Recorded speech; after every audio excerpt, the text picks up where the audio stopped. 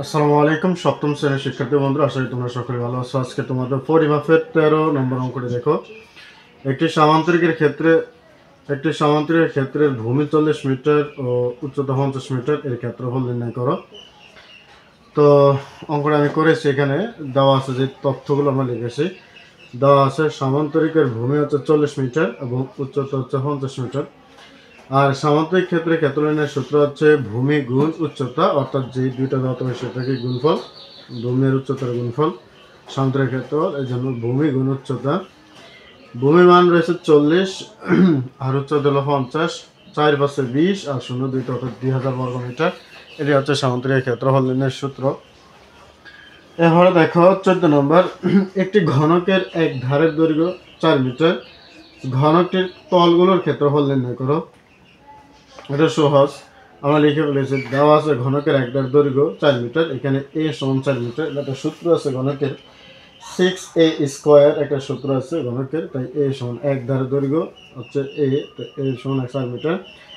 সুতরাং ঘনকের তলগুলোর ক্ষেত্রফল হলো 6a স্কোয়ার বর্গ মিটার।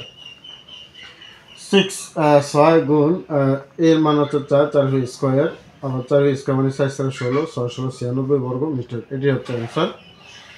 15 নম্বর দেখো, জসিম তার এক খণ্ড জমিতে 5 কুইন্টাল 700 গ্রাম আলু উৎপাদন করেন। তিনি একই ক্ষেত্রফল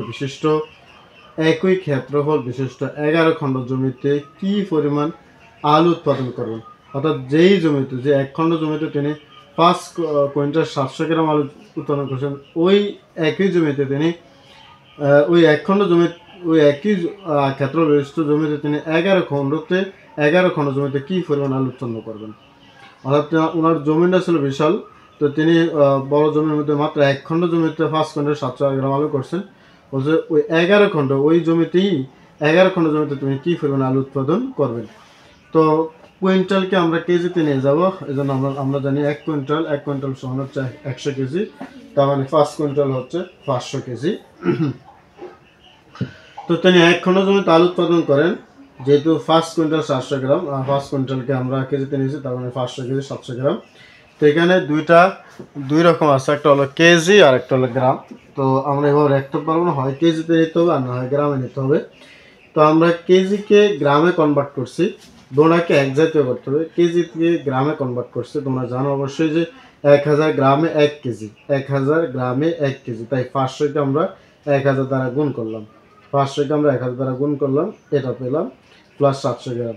তো এই সংখ্যার সাথে আমরা এই সংখ্যা যোগ করলাম, যেহেতু যোগ চিহ্ন গ্রামে যোগ করতে হবে, তো আমরা এই সংখ্যাটা পেলাম। এখন এক খণ্ড জমিতে তার আলুর পরিমাণ হলো এত গ্রাম, তাহলে 11 খণ্ড জমিতে তার আলু উৎপাদন করবো কতটুকু, আরো বেশি। সেজন্য 11 দ্বারা গুণ করে আমরা যেটা পেলাম, আমরা এই সংখ্যাটা গ্রামে। এখন এটাকে আমরা আবার কেজিতে রূপান্তর করবো, যেদিক থেকে এনেছি সেদিকে নিয়ে যাব। কেজিতে রূপান্তর করলে আমাকে অবশ্যই 1000 দ্বারা ভাগ করতে হবে, যেহেতু 1000 গ্রাম 1 কেজি। তো এটাকে আমরা 1000 দ্বারা ভাগ করলে আমরা পাচ্ছি 5507.7 কেজি।